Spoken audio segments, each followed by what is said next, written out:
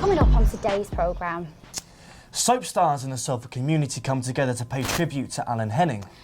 A sky-high send-off for a Stockport woman. We'll be spooking you later with the ghoulish goings on at Event City.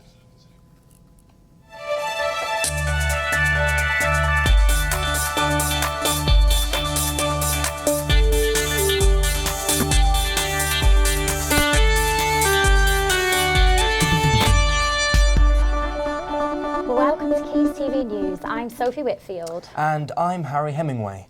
We start today's programme with some breaking news.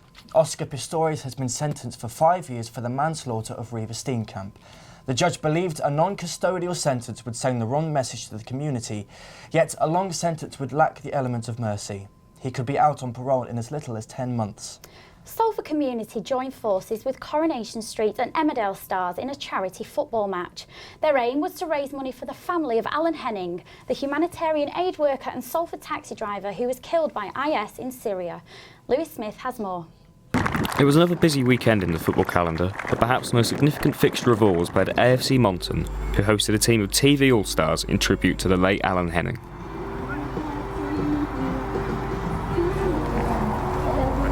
The event was yet another example of the Salford community coming together to pay respect to Alan and raise money for his wife and family. The town centre of Eccles itself, I put some posters up last Saturday, and the response then was just incredible. People just want to show support for the family, and particularly for the two children. The All-Stars triumphed 7-1, but the result paled in insignificance to the true meaning of the field. I'll be honest, it's Manchester, and that's kind of what we do and what we've always done best. It makes me very proud to be from the area. I think we do a lot of these games, and they're all for great causes. They're all for big charities and big causes and big ideas, fighting illness and whatever, and of course they're all equally important. But it's rare that we come out and we do this kind of thing for something that's so personal. Despite the good-spirited nature of the event, there was still a poignant moment to acknowledge the loss of Alan. Where one of our own from Salford, Alan Henning, was cruelly murdered in such tragic circumstances in the name of faith. But we know that the people involved in that terrible act were not people of faith. Football's often called the game of the people, and here we have a prime example of a community rallying together to mark the life of a great man. Lewis Smith, Quays TV News. A Stockport man has made news by going sky high with his mother's ashes. It was her wish to have her ashes scattered over 5 counties, and Jim Scott met the funeral director who made it come true. It's not often the venue for a funeral is conducted at 12,000 feet. However, a funeral director near Stockport has done just that. Funeral director Ian Mann, based in Marple, which is located 15 minutes away from Stockport, always loves to skydive, so when the opportunity came along, he couldn't say no. We know what we want to do. ASA wants to take them and scatter them over 5 counties. And then he said he was a parachutist, and I said I'd love to do that, and he went, great, you can come with me. Ascending over 2 miles upwards with the son of the mother who unfortunately died, Ian and Julia performed a non-religious ceremony personal to them and the family and jumped out of the light aircraft falling at over 150 miles an hour. I was really pleased that he'd asked me to do it. It was something that I've always wanted to do. Even though I don't like heights, it was pushing me out of my comfort zone, but because it was such a private moment, it was a real privilege and an honour to be included and to be asked to do it. Ian and Julia concluded they would do it again, and without a doubt this has been one of the most quirkiest and memorable ways to say goodbye. I said a few words on the way down, and as I say, although the others couldn't actually hear me, they could see me saying the words, and it was quite a touching moment. It was very, very private but lovely. A fitting tribute to a local Stockport woman. Jim Scott, Quays TV News, Stockport. A cultural diversity festival in the LGBT community was held at the Lowry Theatre this week. The Queer Fusion Festival is fighting for visibility of the LGBT community, particularly those of the ethnic minorities. Speakers on Sunday included the UK's first Muslim drag queen and the political editor of Pink News. Short films were also shown to raise awareness of the issues facing the queer community. Black, Asian, minority ethnic stories are the sort of stories that in an LGBT context are not really promoted or shown in a positive light, and so I thought it was a perfect opportunity to really create a new event. This is creating a moment, a space in real time where people have come to talk about their own lives, their own stories. It's heartfelt. It's 2014 and people are talking about that sort of heartfelt sense has been lost. Fusion is an antidote to that, where we can feel and hear and see stories that are really important and getting forgotten. Now, have you ever fancied producing your own electricity on a hydro bike, or wondered why Manchester's Bridgewater Canal is orange? Well, experts at the Salford Sci-Fest can answer all your questions and can show demonstrations that might just blow your mind. So, joining us in the studio is Judith Smith and Professor Nigel Lynch, who have supported and organised the event. So, what is the Manchester Science Festival? Well, the Manchester Science Festival is probably the premier science festival in the whole of the UK. It's massive.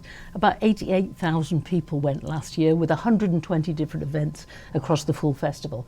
And the University of Salford, we're very proud because we are the academic sponsors of the festival this year. And we also have our own event, which is coming up this weekend over 2 days, which will feature some of the strong science that we have in Salford. Great. So what can people do when they're there then? Well, there's a whole range of things. There's something for everybody, you know. For the kids, there's lots of games and science games. We've got, for those with a bit of anarchy, you know, we're going to make seed bombs that you can make and you can throw as a guerrilla gardener and populate bits of waste ground with flowers. We have the hydro bike, we have dancing robots, we have talks on how lasers are being used to reconstruct the forest and image the planet. So a fantastic mix of things. That's great. So Nigel, what is one thing that people shouldn't miss? Oh, well, so the whole exhibition this weekend is going to be really exciting, fun. It's all about science engineering. We're going to be celebrating television, telecommunications, computing, all hands-on, all interactive. It's all about the technology that underpins what Media City is all about. Now, how much preparation has gone into this event? Oh, it takes a long time because we have external contributors, we have a big exhibition to organise, so you know it does take several weeks of effort behind the scenes to put this sort of exhibition together. And what's been your involvement, Nigel? Well, I've looked after the main engineering exhibition that will be on this weekend, and as I say, that's looking at communications technology, everything up to 4G mobile phones. We're looking at the latest in ultra high definition television, and for those people interested in digital retro, home computers from the 1980s. Fantastic, so it's definitely something to look forward to. Wish you the best of luck with that one. Thank you. So are you one of the 250,000 people who signed up to Stoptober this year? Well, the campaign's grown in popularity and now celebrities such as the Northwest comedian Paddy McGuinness are fronting the bid to help people quit for good. Our reporter Rachel Williams The end of has more. October also marks the end of a very long month for some smokers who've taken part in Stoptober this year. According to the NHS, people who stop smoking for 28 days are 5 times more likely to stop completely, creating incredible benefits for both their health and money. What has Stoptober been doing to encourage people to stop? All right, so Stoptober is in its 3rd year. Yes. It is a month-long national programme. It's encouraging people to try to quit for a month because they feel if people can do it for a month, it will boost their confidence, yes, and they will then go on for longer term quitting. Mm-hmm. And the best way to quit is to get some help from a stop smoking service. Yep. The NHS stop smoking services are across the country. Yep. And also to get some nicotine replacement therapy, yes, which is gum, patches, inhalator, nasal spray, mouth spray, lozenges. There's about 6 or 7 different types now, mm-hmm, and it's not that one is better than another, it's more that people have preferences for different types of products. yes. Stoptober has been a great way for people around Manchester to quit smoking alongside friends and family. Rachel Williams, reporter for Quays TV News. Now we're over to Lucinda Parker, who is giving us all the latest from sport. Thanks, Harry. Manchester United twice came from behind to secure a 2-2 draw at West Brom last night. However, there was controversy as Fellaini went on to cancel out Stefan Sissegnon's opener before goals from Sadio Berahino and Daley Blind. Salford City were knocked out of the trophy on Saturday following a 2-1 defeat at Prescott Cables. Despite a delayed kick-off due to an incident involving a duck, Salford took the lead on the half an hour after Chris Lynch's free kick was well controlled by Dale Johnson to lay off for Ashton to score. Prescott then equalised shortly before half-time when Anthony Shinks converted from close range after Salford failed to deal with the corner properly. The hosts had won their last 4 home ties in the trophy before Saturday, so there was a lot of expectation going into the match, especially with all 3 new signings starting. However, there were hopes of a 5th win were shattered when some more poor defending led to substitute Mason Ryan scoring the winner with 15 minutes remaining. They now play Goole in the next round, while for Salford, the focus is on the league and getting promoted. Back over to Sophie. Thanks so much, Lucinda. And finally, for those of you with a nervous disposition, look away now. Halloween isn't until the end of the month, but Siobhan Maguire couldn't wait that long for some spookiness. She took a trip to Scream Park at Event City, which will leave even the hardest of people quaking in their boots. It's time for Manchester to brace itself as zombies are on the loose and there's only one place to hide. That's at Scream Park at Event City. We've brought the outside inside, it's a militarised zone, and we have a zombie SWAT team who are here to look after everyone. You could end up in the zombie cage if you're not doing as you're told. There's performance areas as well in there, and each one describes a situation within an apocalyptic situation. And we have an entertainment zone outside as well. In this world, I'm a living human and I'm about to step into the unknown. So wish me luck.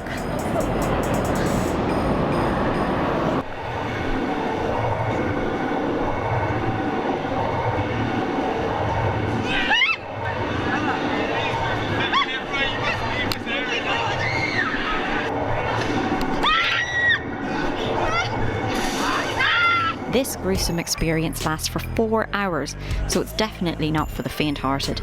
But hundreds of thrill seekers still seem to enjoy being scared by the undead. All the rides are quite good, and it's quite scary when everyone runs out and jumps out at you. You don't expect it at all. Seeing them, all the zombies, having pictures of them. Have they scared you?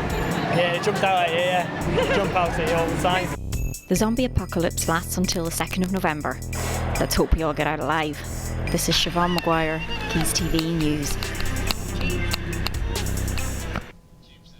Certainly looks a bit scary. Now let's see what the weather's looking like this week in Manchester. Joanna, it's looking quite hurricaney and blustery out there. How's it looking? Yeah, it's not very great, although the weather I've been feeling was recently with temperatures hitting even 19 degrees.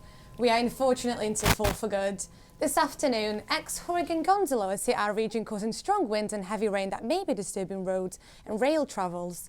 The rain will clear towards down, however the temperatures are expected to be cooler. Wednesday morning remaining very windy with expected showers. The rest of the day is looking to be dry with sunny spells, temperatures staying in single figures. Frequent showers and noticeably cooler temperatures are expected to remain all throughout the weekend. However, it's going to feel somewhat colder with the wind.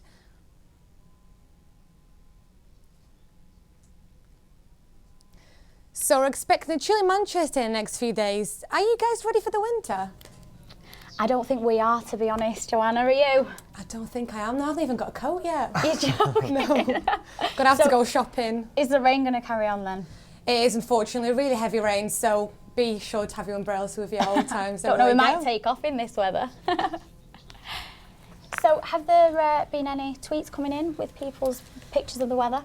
I'm pretty sure there has been a few tweets, however, we've not really that's what we're going to do after the show. I think we might need some more of them. We're going to have to keep the lookout for them. Great. Well, that's all from us here at Quays TV News. Don't forget to follow us on Twitter at Quays News or online at quaysnews.net and also on our Facebook page. See you on Thursday for all the latest news at 1:30 p.m. Thank you very much for joining us. Goodbye. Goodbye.